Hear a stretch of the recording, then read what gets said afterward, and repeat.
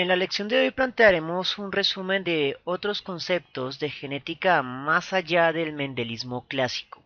Sobre todo hablaremos del modelo matemático correspondiente a la letalidad, también hablaremos de la penetrancia, la expresividad, la epistasis, la pleiotropía y los caracteres regulados por más de un gen, los caracteres poligenéticos. Sin embargo, en varios de esos conceptos no ahondaremos tanto en los modelos matemáticos, ya que exceden los propósitos básicos de este curso introductorio a la genética. La letalidad puede entenderse como un fenotipo que causa la muerte, ya sea instantánea, en el embrión o en un individuo adulto. También puede entenderse como una enfermedad crónica que disminuye la probabilidad de supervivencia o el éxito reproductivo.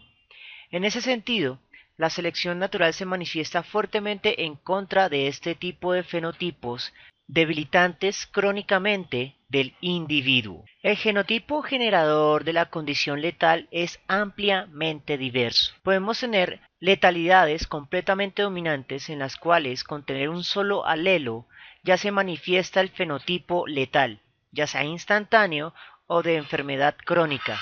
Sin embargo, también podemos tener todas las otras posibilidades. Podemos tener una letalidad de dominante homocigoto en la cual solo el dominante homocigoto es el alelo, es la forma letal, y los otros dos genotipos, heterocigoto y homocigoto recesivo, son supervivientes. Podemos tener, el más común de todos es el recesivo letal. Y también podemos tener letalidades heterocigotas en las cuales cuando se unen dos alelos diferentes generan el fenotipo letal. Ahora, como mencioné anteriormente, el más común es el recesivo, porque los alelos recesivos generalmente se manifiestan por la pérdida de una función, y es la pérdida de una función clave lo que puede causar una enfermedad genética, es decir, un fenotipo letal, como por ejemplo en la pérdida de la función de la cascada de coagulación de la sangre, lo cual conlleva, en últimas, a los fenotipos hemofílicos. La buena noticia, sin embargo, con respecto a la letalidad es que en la mayoría de los casos se modela en términos de un cruce monohíbrido simple, y solo hay que tener en cuenta la regla de letalidad con la cual se esté manejando el problema. Entonces vamos a resolver un ejemplo en el cual se nos dice que la letalidad se manifiesta únicamente en el dominante homocigoto. Es decir, el que tenga el genotipo dominante homocigótico va a morir instantáneamente en el embrión. Entonces vamos a repasar la resolución por el método algebraico de este cruce monohíbrido con dos individuos heterocigóticos. El primer paso, como siempre, es la generación de gametos por segregación independiente de cada uno de los alelos del gen. En este caso, nuevamente, como ambos tienen el mismo genotipo, entonces solo generamos gametos una vez. Posteriormente procedemos a la fecundación, y la fecundación se modela como la multiplicación de los gametos masculinos con los gametos femeninos. Como ambos binomios son el mismo, entonces esto se resuelve como el binomio cuadrado perfecto. Estos son los genotipos teóricos, los que se generarían, pero recuerde que estamos en un problema de letalidad, en la cual el homocigótico dominante muere. Significa que este señor muere, y debemos pasar en limpio únicamente los genotipos sobrevivientes, es decir, dos veces el heterocigoto más el homocigoto recesivo, y solo en este punto hacemos el cálculo y la determinación de los fenotipos. Entonces el genotipo heterocigoto va a generar el fenotipo dominante. Como se repite dos veces, significa que el dominante va a tener un coeficiente de 2, mientras que el recesivo va a conservar el coeficiente de 1. Ya que tenemos los genotipos sobrevivientes y sus respectivos fenotipos, vamos a hacer el cálculo de probabilidades. Las probabilidades en este caso no van a tener una base de 4, sino de 3, porque estamos analizando únicamente los sobrevivientes. En este caso, el coeficiente 2 más el coeficiente 1 que nos escribe nos dan un total de 3 posibilidades sobrevivientes. Y por lo tanto, la probabilidad de encontrar al heterocigoto va a ser de 2 tercios y la probabilidad de encontrar al homocigoto recesivo va a ser igual a 1 tercio. porque el homocigoto dominante no se va a encontrar, ya que muere con un aborto espontáneo en el embrión. Y básicamente son las mismas probabilidades para los fenotipos, siendo de 2/3 el dominante y de 1/3 el recesivo. La penetrancia se describe como la probabilidad de que el dominante sea expresado realmente.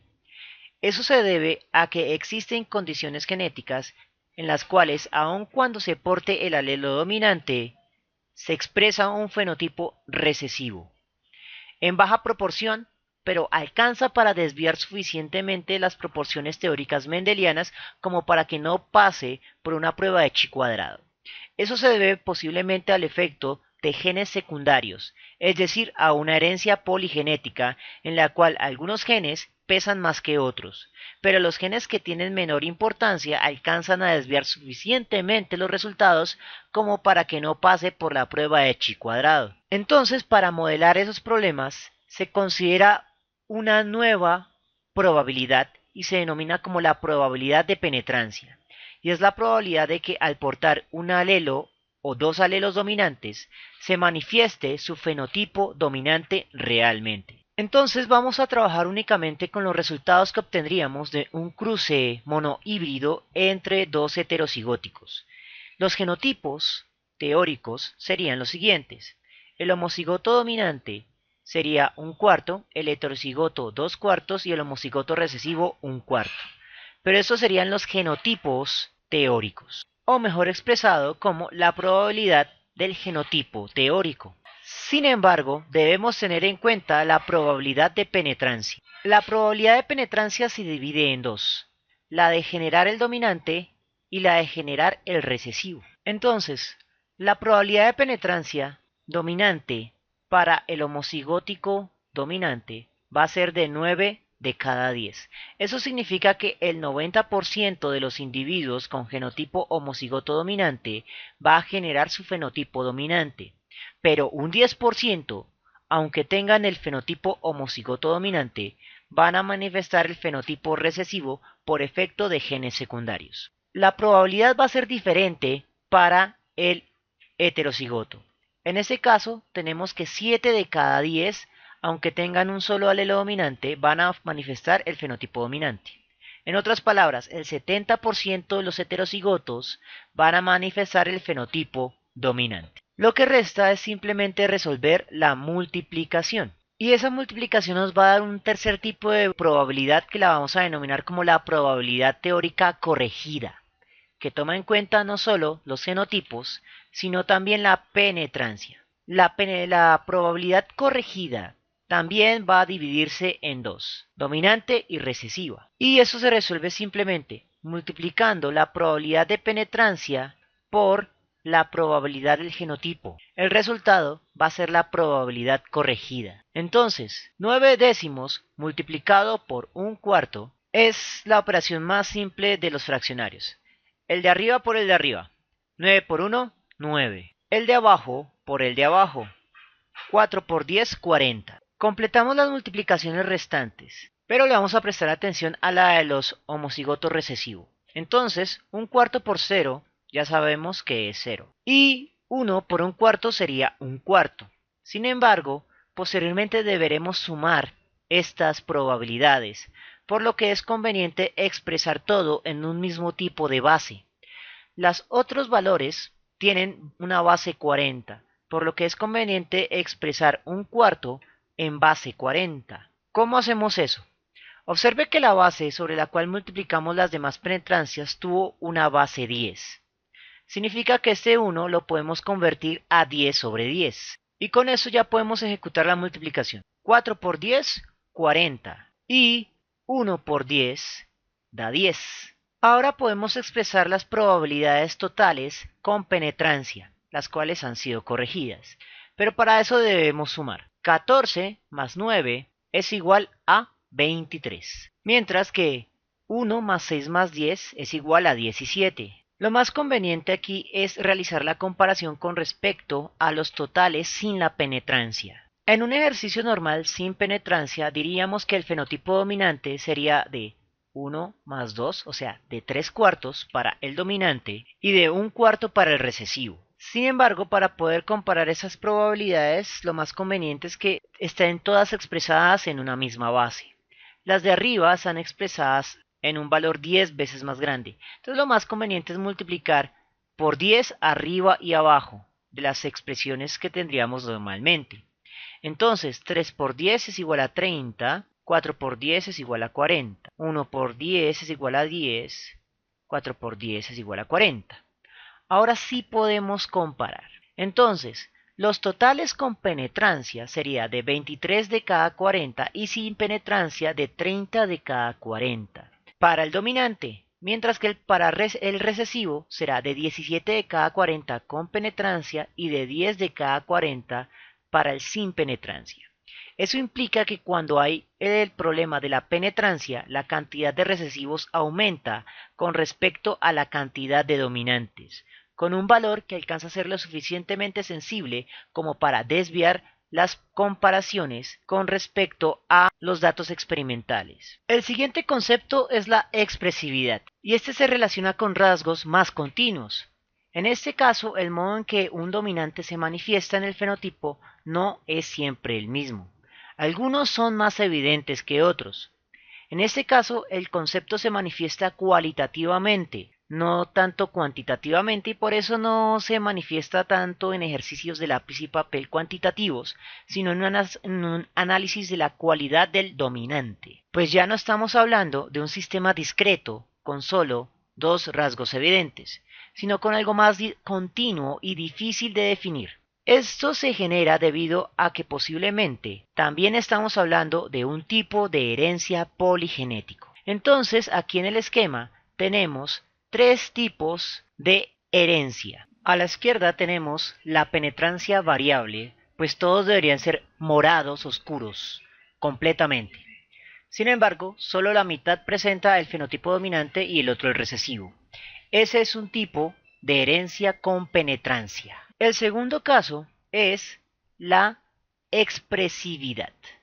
Entonces, en este caso, aunque todos manifiestan un fenotipo dominante, el grado de dicha dominancia varía, haciendo que el rasgo dominante no sea homogéneo y es mucho más difícil de modelar matemáticamente. Sin embargo, para nuestra desgracia, los problemas más reales combinan, al mismo tiempo, penetrancia y expresividad. Lo bueno para ustedes en este curso de genética es que el concepto de expresividad únicamente lo vamos a analizar en términos cualitativos, es decir, cuando el fenotipo dominante no manifiesta una forma homogénea y fácil de distinguir del fenotipo recesivo. Se generan estos intermedios continuos. El ejemplo más simple de herencia poligenética es la epistasis, en la cual un gen regula a otro para determinar uno o más caracteres. Y generalmente, al ser el más simple de la herencia poligenética, vamos a modelar esto como dihíbridos, aunque en la realidad esto puede involucrar problemas polihíbridos con expansiones algebraicas mucho más complejas.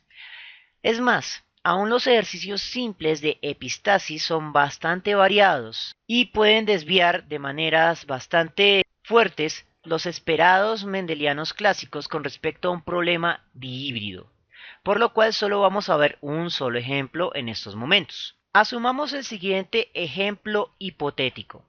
Tenemos dos genes, ambos relacionados con la producción de pigmentos o coloraciones en el cabello de los mamíferos. Tenemos un gen que va a poseer un fenotipo dominante, que me va a generar pelo negro, y un fenotipo recesivo, que me va a generar pelo rojo. En el segundo gen vamos a tener un fenotipo dominante, que es la producción de pigmentos, cualquiera de los dos, el de negro o el de rojo. Pero el fenotipo del segundo gen recesivo se denomina albinismo y genera pelo blanco, sin importar que el gen 1 tenga dominante o recesivo. Eso se debe a que el gen 2 va a activar el funcionamiento del gen 1. Aunque el gen 1 tenga el alelo dominante o el recesivo, si el gen 2 se daña generando su fenotipo recesivo, el funcionamiento del primer gen va a quedar completamente obstruido. Y ese es el fundamento de la epistasis. Es una herencia que está sobre un gen. En este caso, el gen 2 se encuentra sobre el gen 1. Ahora miremos cómo la epistasis alteraría las proporciones mendelianas esperadas para un dihíbrido. Digamos que tenemos ya los resultados parciales de nuestro cruce dihíbrido con los fenotipos doble dominante, dominante recesivo, recesivo dominante y recesivo recesivo. Y habíamos obtenido las siguientes proporciones. 9, 3, 3, 1. Lo clásico del dihíbrido cuando cruzamos dos dobles heterocigotos. Sin embargo, debemos tener en cuenta que estamos trabajando con un problema epistático. Entonces, en el caso del doble dominante, tenemos producción de pigmentos y en este caso se produce pigmento negro. Por lo tanto, vamos a tener un fenotipo de cabello negro. En el siguiente, vamos a tener un fenotipo dominante recesivo. En este caso, tenemos producción del pigmento negro y en recesivo tenemos albinismo. Como el albinismo es epistático sobre el pelo negro, porque se ha bloqueado la producción de cualquier pigmento de cualquier color, significa que el color va a ser blanco. En el siguiente tenemos recesivo dominante. Significa que tenemos pigmento de color rojo y en el gen 2 producción de pigmentos. Por lo tanto, se produce el pigmento de color rojo. Y finalmente, en el doble recesivo, como el gen 2 es epistático, nos va a dar albinismo, es decir, color blanco. En este caso, entonces, tenemos que el color blanco se repite dos veces, entonces solo lo vamos a asumir una vez. Tenemos tres fenotipos realmente, negro, blanco y rojo. El negro se repite 9 veces, el rojo se repite 3 veces, pero el blanco se va a repetir 3 más 1, o sea, 4 veces, quedando una proporción de 9, 4, 3, en oposición a la proporción 9, 3, 3, 1 de un dihíbrido normal. Existen muchos otros tipos de epistasis que dependen cómo es que un fenotipo se impone sobre otro. Y en todos, las proporciones esperadas del fenotipo final van a diferenciarse con respecto a las proporciones esperadas del dihíbrido clásico. El siguiente concepto es la pleiotropía, en la cual un gen controla varios rasgos, varios caracteres independientes. Matemáticamente aparenta funcionar como un grupo de ligamiento que nunca recombina. Y el ejemplo más clásico es el albinismo. De hecho, el albinismo también puede percibirse como ejemplo de epistasis y de pleiotropía. Es ejemplo de pleiotropía porque el albinismo, el gen que lo causa, va a controlar características del color del cabello, del color de los ojos y del color de la piel. Y es epistático porque su presencia se impone sobre la presencia de otros genes que determinan otros colores. Pero como es epistático, este se impone y va a dar una coloración blanca. De una u otra forma, todos los anteriores conceptos se combinan en el gran concepto de herencia poligenética, en la cual un carácter va a estar controlado por dos o más genes y va a generar 9 o más rasgos por cada carácter, generando una distribución continua. Es decir, se generan muchísimos rasgos de manera continua, pero algunos de esos rasgos pueden ser más comunes que otros. Esa relación de continuidad del fenotipo y frecuencia en la cantidad de individuos se denomina como la curva de la población normal, que generalmente y matemáticamente adquiere la forma de una curva de Gauss, una campana, como por ejemplo cuando comparamos la estatura humana, en la cual se puede ver muy claramente la forma de campana de la curva, en la cual algunos fenotipos son mucho más comunes que otros. Generalmente los fenotipos más comunes son los fenotipos intermedios y los poco comunes son los fenotipos extremos. Este tipo de herencia es la clave absoluta que vincula al mendelismo con las herencias de tipo darwiniana, neodarwiniana y tal cual lo entendemos en la teoría sintética de la evolución. Ya para resumir, la selección natural lo que va a hacer es operar eliminando algunos de los fenotipos de estas campanas de Gauss y favoreciendo la supervivencia de otros. En ecosistemas estables, por lo general los fenotipos más frecuentes son los favorecidos por la selección natural, es decir, no son eliminados por las interacciones ecológicas. Pero en ambientes en los cuales existe un desequilibrio, los fenotipos más frecuentes pueden verse eliminados y la población va a tender a cambiar sus promedios y sus frecuencias. Sin embargo, eso lo veremos en lecciones posteriores, cuando analicemos el gran capítulo de la teoría sintética de la evolución. Por el momento espero que les haya gustado y nos vemos en una próxima oportunidad.